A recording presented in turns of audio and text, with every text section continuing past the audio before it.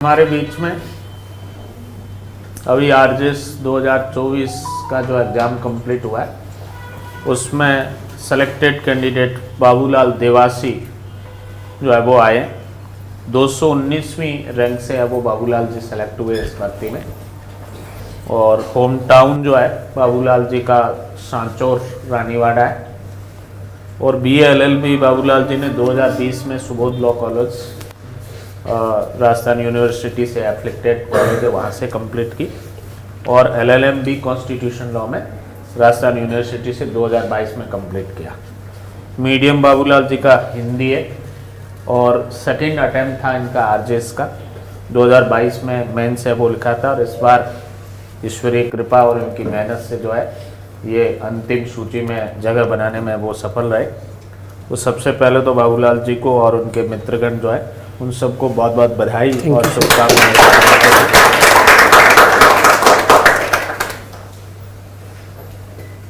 अपने संस्थान से बाबूलाल जी टेस्ट सीरीज के माध्यम से जुड़े हुए थे और इंटरव्यू गाइडेंस और मॉक इंटरव्यू जो है वो दिए और अंतिम रूप से है वो चयनित हुए।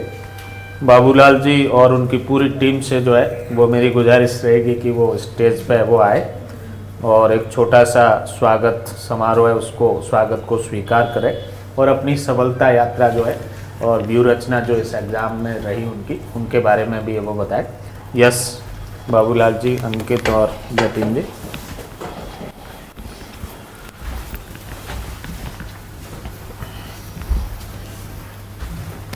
आपको बहुत बहुत बधाई। आपको भी बहुत बहुत बधाई और शुभकामनाएं। इधर आ जाइए थोड़े से और। बहुत बहुत बधाई।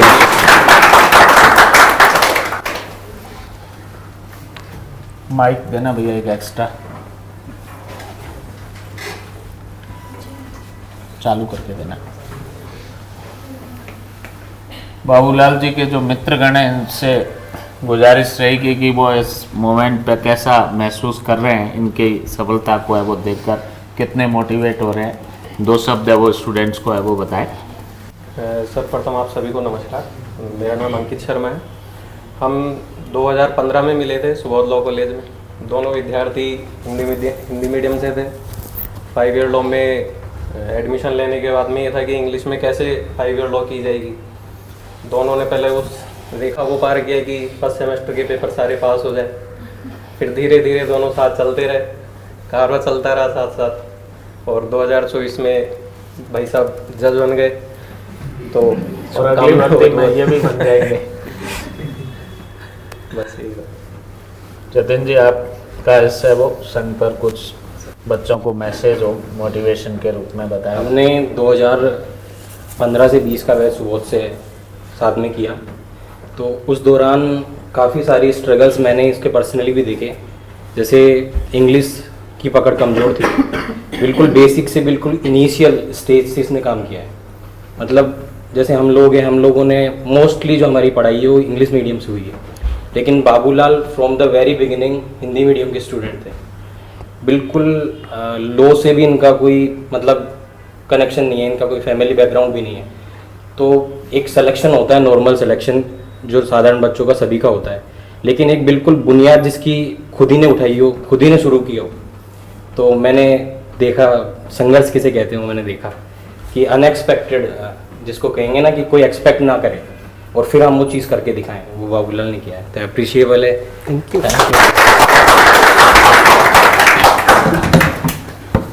यस, अब बाबूलाल जी से मेरी गुजारिश रहेगी कि वो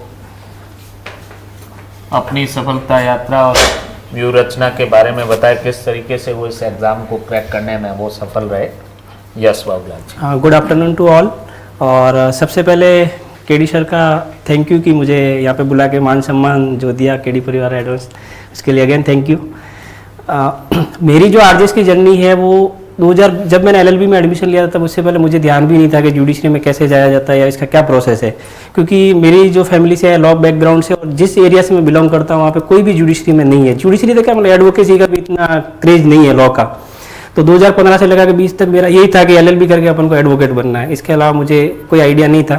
लेकिन जैसे 2020 का टाइम था तो हम दोनों फ्रेंड साथ में थे, इसने मुझे बोला कि एक काम कर, तू जुडिशरी की तैयारी शुरू कर दे, क्योंकि अपने पास खोने को कुछ भी नहीं है। अगर तू लॉ पढ़ेगा तो तेरा आगे काम नहीं आना, अगर जुडिशरी में नहीं होगा तो कोई बड़ी बात नहीं, कोई नुकसान नहीं है, जितना पढ़ेगा ऐसा नहीं है कि अपन दूसरी जैसे तैयारी करें उसमें तो कोई काम आना नहीं है, लेकिन यहाँ पे लॉ अपने काम आने वाला है। तो 2020 में फिर ये भाई साहब मेरे को चौड़ा रास्ता लेके गए और वहाँ से जो RJS का सिलेबस है उसकी सारी किताबें दिला के लेके आए। उसके बाद फिर मैं घर चला गया और वो कोविड का टाइम था, तो जुलाई में मैं वापस आके फिर मैंने जीरो से तैयारी शुरू करी थी। लॉ पढ़ना भी मुझे नहीं आता था, तो क्रिमिनल में तो मेरी इन्होंने मदद कर दी, लेकिन सिविल मेरा जो भी था यूट्यूब से या जहाँ से भी जैसे तैसे करके मैंने दिया, और ये मेरी दूसरा प्रयास था। और फिर मुझे मीडियम का था कि यहाँ पे इंग्लिश मीडियम वालों के ज़्यादा सिलेक्शन होते हैं, हिंदी मीडियम वालों के नहीं हो रहे। तो मैं जहाँ पे प्रैक्टिस हाई कोर्ट में, मतलब मैंने प्रैक्टिस के साथ में ही करा है, 2020 से मैं प्रैक्टिस में था। तो वहाँ से लौकेंद्र सिंह जी शेखावत का ADG में हो गया, जिनके चैम्बर में मैं भी प्रैक्टिस उनके साथ ही कर रहा था। तो सर का हिंदी, मैंने पूछा सर आपका मीडियम कौन सा, तो उन्होंने बोला हिंदी मीडियम। तो मैं कहा जब सर पूरे दिन कोर्ट में आके इतनी 18 साल से 20 साल की प्रैक्टिस में रहते हुए अगर कर सकते हैं तो मैं क्यों नहीं कर सकता हूँ। इसी को ध्यान में रखते हुए मैंने वापस तैयारी शुरू करी। और जो फर्स्ट वाला अटेम्प्ट था उसमें मेरे क्रिमिनल में बहुत कम नंबर थे, मतलब 29 मार्क्स थे, जो कि बहुत कम थे। इस बार मेरे 44 मार्क्स है, जो कि मैंने इसको इम्प्रूव करने की कोशिश करी। उसका मेन रीजन था मेरे जजमेंट और उसमें नंबर नहीं थे, मैंने कॉपियाँ मंगा के चेक करी। फिर KD सर के यूट्यूब पे जो वीडियो थे उसमें जजमेंट राइटिंग और उसको मैंने इस बार देखा था, तो वहाँ से मुझे एक तो बेनिफिट मिल गया, दूसरा टेस्ट सीरीज कंटिन्यू करो, क्योंकि वहाँ लिखने का बहुत बड़ा रोल है। क्योंकि पिछली बार मेरा पेपर कंप्लीट ही नहीं हो पाया था, जो फर्स्ट अटेम्प्ट था उसमें मेरा पेपर क्रिमिनल का कंप्लीट नहीं हुआ था। तो आप ज़्यादा से ज़्यादा लिखने की प्रैक्टिस करो। इस बार मैंने कम से कम रफ कॉपियाँ इतनी भर दी थी, जो कल ही मैं शायद उनको रद्दी में बेच के आया हूँ। तो आप भी जितना हो सके उतना लिखने की प्रैक्टिस करें। और हिंदी में मेरा सबसे हाईएस्ट नंबर है, 32 मार्क्स है, मतलब एक देखा जाए तो बहुत अच्छे नंबर, क्योंकि हिंदी में नंबर लाना बहुत बड़ी बात है। मेरा लैंग्वेज पे भी सिलेक्शन हुआ है कि अपन जैसे आप तैयारी करोगे तो आप क्या करोगे, आपका मेन रोल रहेगा लॉ पे ज़्यादा पढ़ाई करोगे, क्या हाँ सिविल और क्रिमिनल में लाना। लेकिन ऐसा नहीं है, आपका जो सिलेक्शन डिसाइड करता है वो लैंग्वेज पेपर डिसाइड करता है। अगर आप लैंग्वेज में अच्छा कमांड कर लोगे तो आपके सिलेक्शन हो जाएगा इसमें। और अच्छा दूसरी बात ये कि अगर आप असफल हो गए हो तो इसका मतलब ये नहीं कि आपको निराश होने की जरूरत है, क्योंकि जो असफल होने के बाद जो सफलता मिलेगी उसके मजे ही कुछ अलग है। तो आप उसको कंटिन्यू रखें, नेवर गिव अप। कि ऐसा नहीं कि भाई मान लो आपने इस बार इंटरव्यू दिया तो आप उनसे दूसरे वाले जो तैयारी करे फर्स्ट अटेम्प्ट उनसे आप कहीं गुना आगे हो गए हो, तो आप अपने इसको कंटिन्यू और रेगुलरिटी बनाए रखें। मैं क्या प्रैक्टिस में जैसे भी जाता तो मेरे पास टाइम कम मिल रहा था, तो मैंने कंटिन्यू बनाई रखी कि मुझे सुबह जल्दी उठ के एक बार पढ़ना है, शाम को जैसे ही मैं कोर्ट से घर आऊंगा तो मुझे पढ़ना है। लेकिन मैंने पर डे पढ़ाई करी, नियमित पढ़ाई करी है। ऐसा नहीं लोग जैसे 10 घंटे पढ़ रहे हैं, 12 घंटे पढ़ रहे हैं, वो मेरे से कभी नहीं हुआ। लेकिन बस एक कंटिन्यूटी बनाए रखो और आपका भी होगा। आपको भी सबको आने वाली भर्ती के लिए शुभकामनाएं। Thank you sir. Babulal ji ने अपने संक्षिप्त भाषण में बहुत कुछ बातें बताई, पर मैं अपने बारे में भी थोड़ा बताना चाहूँगा कि मुझे लैंग्वेज में बहुत कम नंबर मिले थे जिस भर्ती में मेरा सिलेक्शन RJS में हुआ था। मेरे क्रिमिनल में 100 में से 72.5 थे और सिविल में जो है वो 62.5 थे। और हिंदी में मुझे 16 नंबर मिले थे और अंग्रेजी में 9 नंबर मिले थे और इंटरव्यू में 14 नंबर मिले थे। तो इंटरव्यू में हिंदी में और इंग्लिश में सब जगह मेरे कम थे, बट लॉ में मतलब अकेले में 200 में से 135 है वो नंबर थे जिनके आसपास लोगों के टोटल नंबर में सिलेक्शन हुए हैं। MBC की मेरिट क्या रही है इस बार? 134 और मेरे मतलब 135 नंबर तो लॉ में थे। और फिर बाकी ये हिंदी अंग्रेजी में इनमें अच्छे मार्क्स नहीं थे। तो ऐसा नहीं है कि हिंदी अंग्रेजी में नहीं आते, उनका भी नहीं होता है, या मतलब एक एरिया आपका इतना मजबूत होना चाहिए जो है वो दूसरी तरफ को है वो कंपनसेट करने की स्थिति में रहे। तो जिनका लॉ बहुत साउंड है, क्योंकि लॉ का एरिया भी 200 नंबर का है मेंस में और हिंदी अंग्रेजी का 100 नंबर का है, तो उस 200 में भी आप अच्छा कर जाओ तो कॉम्पनसेट कर जाएंगे। तो जैसा भी है, आपकी लॉ अच्छी है तो भी मेरा मानना है कि आप पॉजिटिव रहे, और लैंग्वेज अच्छा है तो भी आप पॉजिटिव रहे। दोनों अच्छे हैं तब आप बहुत अच्छी मेरिट से होंगे। जिनकी लैंग्वेज भी अच्छी है और लॉ भी अच्छा है वो फिर मेरिट नंबर 1, 2, 3, 4, 5 जो स्टार्ट होती है वो उन लोगों की जिनका लैंग्वेज और लॉ दोनों है वो बहुत अच्छा है। और बाकी जिनका लॉ अच्छा है, लैंग्वेज में 100 है, सिलेक्शन में वो भी आ जाएंगे, या लॉ में वो थोड़ा एवरेज है बट लैंग्वेज में बहुत अच्छे हैं, सिलेक्शन में वो भी आ जाएंगे।